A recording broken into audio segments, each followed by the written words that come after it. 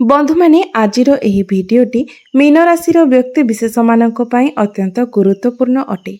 आजिर एही भिडियो रे आमे माने मीन राशि पई जुलाई 2024 टी किपरि रहिबो से विषय रे जानिबा। मीन राशि मासिक राशिफल पर जानिबा। मीन राशि स्वास्थ्य, शिक्षा, प्रेम, वैवाहिक जीवन, भाग्य, क्यारियर एवं व्यापार वाणिज्य किपरि रहिबो एही जुलाई 2024 रे से विषय रे विस्तार रूप रे जानिबा। नवग्रहंकर स्थिति मध्य देखिबा। नवग्रह केउ प्रकारर फल देबारे सक्षम हेबे।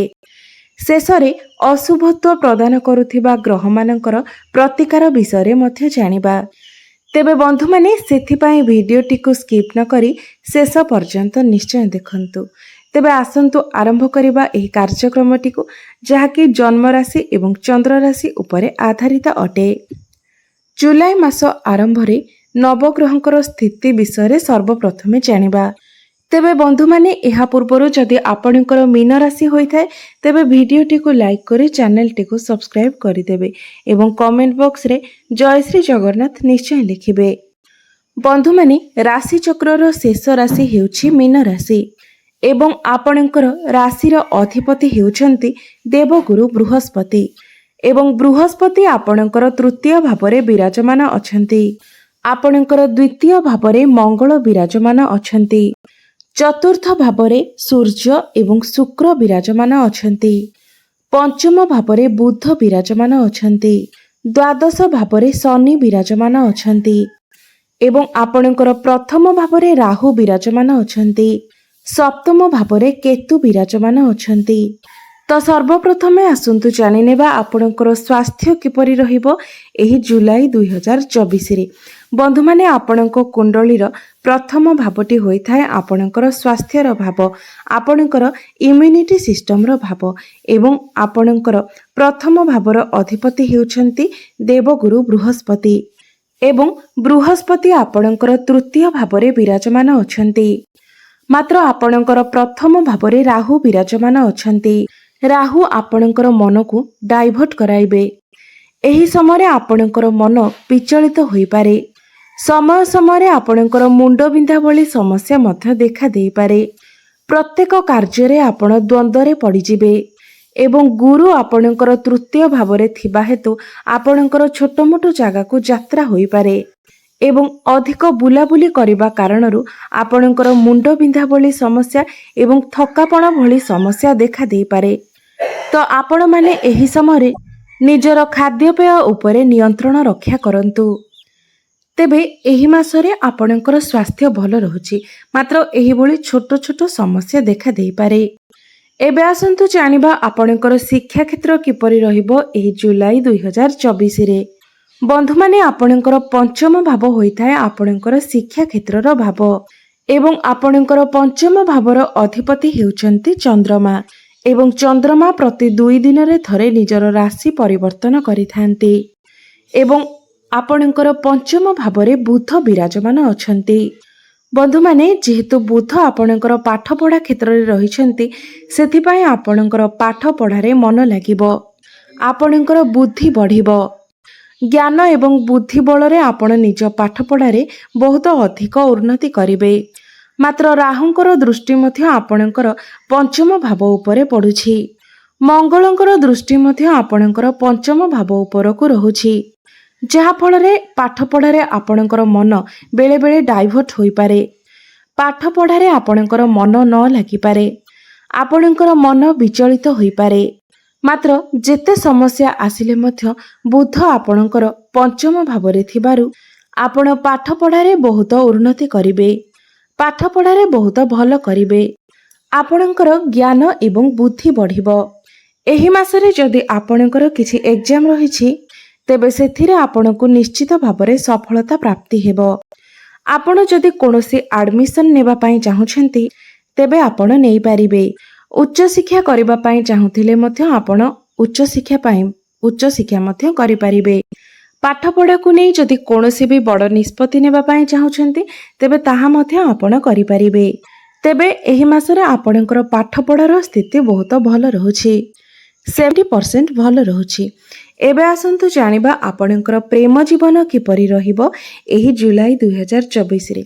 तो बंधु माने आपणकर पंचम भावटी शिक्षार भाव हेबा सहित पंचम भावटी होइथाय प्रेमर भाव एवं संतानर भाव एवं आपणकर पंचम भावर अधिपति हेउछन्ति चंद्रमा एवं आपणकर पंचम भावरे बुध विराजमान अछन्ति। मात्र राहु आपणकर प्रथम भावरे बसी आपणकर पंचम भावको देखुछन्ति। आपणको भितरे टिके द्वंद्व आसीपारे। आपण आपणकर पार्टनर को ऊपर डाउट करि पारंती, जहा द्वारा आपणकर प्रेम जीवन रे समस्या आसीपारे। कारण राहु हेउछन्ति गोटे छाया ग्रह, भ्रमित ग्रह। तेणु से आपणकर माइंड को डाइवर्ट करिवे, आपणको भ्रमित कराइबे। आपण गोटे कथा कहिबाको चाहुथिबा बेले कहिबे आउ गोटे कथा, जहा द्वारा आपण दुई जनक मध्यरे मन मनांतर होई पारे। एवं मंगलंकर दृष्टि मध्य आपणकर पंचम भाव उपरकु रहुअछि। आपण समय समय क्रोध प्रकाश करि पारंती। एमिति कि आपणकर पार्टनर को आपण गाली मध्य देई पारंती, कोनोसी कथारे ब्लेम करि पारंती। तो एही सब कथा प्रति आपण टिके ध्यान देबे। तो देखिबाकू गले एही मासरे आपणकर प्रेम जीवन रे टिके समस्या देखा देउछि। उत्थान पतन भली समस्या देखा देउछि। एबे आसन्तु जानिबा आपणकर वैवाहिक जीवन किपरि रहिबो एही जुलाई 2024 रे। तो बंधु माने आपणकर सप्तम भावटी होइथाय आपणकर वैवाहिक जीवनर भाव, आपणकर जीवन साथींकर भाव एवं आपणकर सप्तम भावर अधिपति हेउछन्ति बुध एवं बुध आपणकर पंचम भावरे विराजमान अछन्ति एवं आपणकर सप्तम भावरे केतु विराजमान अछन्ति।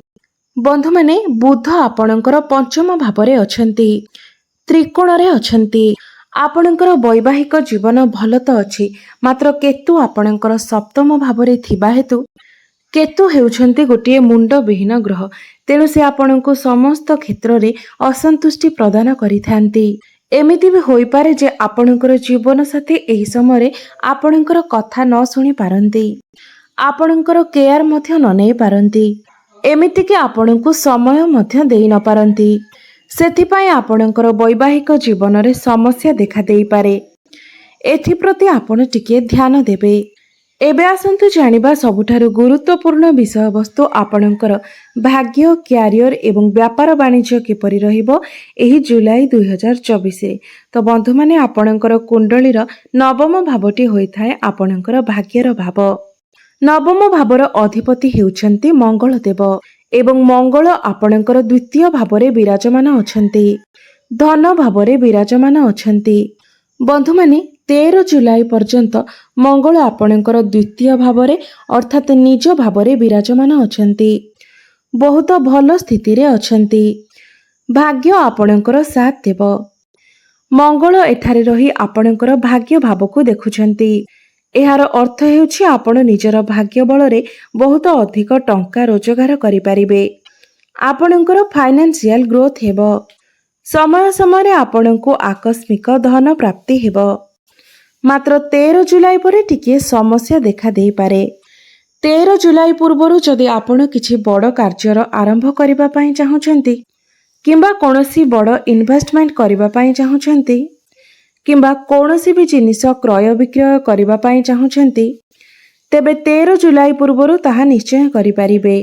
भाग्य आपणको साथ देव। भाग्य बलरे आपण कम परिश्रम रे अधिक उन्नति करि पारिबे। एबे आसन्तु जानिबा आपणकर क्यारियर किपरि रहिबो एही जुलाई 2024 रे। तो बंधु माने आपणकर दशम भावटी होइथाय आपणकर क्यारियर भाव एवं आपणकर दशम भावर अधिपति हेउछन्ति देवगुरु बृहस्पति, जे कि आपणकर तृतीय भावरे विराजमान अछन्ति। एही मासरे आपण आपणकर काम कार्य को नेकी कोनोसी जागा को यात्रा करि पारंती। आपणकर ट्रावेल होई पारे। 13 जुलाई परे मंगल आपणकर तृतीय भाव को चलन करिवे। मंगल एवं बृहस्पति एकाठी गोचर करिवे। काम कार्य रे आपणकर साहस एवं पराक्रम बढ़िबो। भाग्य बलरे आपण समस्त कार्य रे सफलता प्राप्ति करिवे। प्रमोशन जोग मध्य रहुअछि। सूर्य एवं शुक्र मध्य आपणकर कर्म स्थान को देखुछन्ति। काम कार्य रे आपण बहुत अधिक धन रोजगार करि पारिबे। ଉପର ଅଫିସରଙ୍କ ସପୋର୍ଟ ଆପଣଙ୍କୁ ପ୍ରାପ୍ତି ହେବ। ମା ଲକ୍ଷ୍ମୀଙ୍କର ଆଶୀର୍ବାଦ ଆପଣଙ୍କୁ ପ୍ରାପ୍ତି ହେବ। ଏବଂ ଯେଉଁମାନଙ୍କ ପାଖରେ କୌଣସି ଚାକିରି ବାକିରି ନାହିଁ କିମ୍ବା କୌଣସି କର୍ମସଂସ୍ଥାନ ନାହିଁ ସେମାନଙ୍କୁ ଚାକିରି ନିଶ୍ଚିତ ରୂପରେ ପ୍ରାପ୍ତ ହେବ। ତେବେ ଏହି ମାସରେ ଆପଣଙ୍କର କର୍ମକ୍ଷେତ୍ର ବହୁତ ଭଲ ରହିଛି। ଏବେ ଆସନ୍ତୁ ଜାଣିବା ଆପଣଙ୍କର ବ୍ୟାପାର ବାଣିଜ୍ୟ କିପରି ରହିବ ଏହି ଜୁଲାଇ 2024ରେ। ତ ବନ୍ଧୁମାନେ, ଆପଣଙ୍କର ବ୍ୟାପାର ବାଣିଜ୍ୟର ଭାବ ହୋଇଥାଏ ଆପଣଙ୍କର ସପ୍ତମ ଭାବ ଏବଂ ଆପଣଙ୍କର ସପ୍ତମ ଭାବର ଅଧିପତି ହେଉଛନ୍ତି ବୁଧ। ବନ୍ଧୁମାନେ, 19 ଜୁଲାଇ ପୂର୍ବରୁ ଆପଣଙ୍କର ବ୍ୟାପାର ବାଣିଜ୍ୟର ସ୍ଥିତି ବହୁତ ଭଲ ରହୁଛି। ବ୍ୟାପାରରେ ଆପଣ ବହୁତ ଅଧିକ ଉନ୍ନତି କରିବେ। ଆପଣଙ୍କର ଡେଲି ଇନକମ୍ ବୃଦ୍ଧି ପାଇବ। ଫାଇନାନ୍ସିଆଲ ଗ୍ରୋଥ ହେବ। ରୋଜଗାର ବଢ଼ିବ। ମାତ୍ର କେତୁ ଆପଣଙ୍କର ସପ୍ତମ ଭାବରେ ଥିବାରୁ ଆପଣ ଟିକେ ବ୍ୟାପାରରେ ଦ୍ୱନ୍ଦ୍ୱରେ ପଡ଼ିପାରନ୍ତି, କନଫ୍ୟୁଜ ହୋଇପାରନ୍ତି ଏବଂ 19 ଜୁଲାଇ ପରେ ଆପଣଙ୍କୁ ନିଜର ବ୍ୟାପାର ବାଣିଜ୍ୟ କ୍ଷେତ୍ରରେ ବହୁତ ଅଧିକ ପରିଶ୍ରମ କରିବାକୁ ପଡ଼ିବ। ତେବେ ଏହି ମାସରେ 19 ଜୁଲାଇ ପୂର୍ବରୁ ଆପଣଙ୍କର ବ୍ୟାପାର ବାଣିଜ୍ୟର ସ୍ଥିତି ବହୁତ ଭଲ ରହିବ।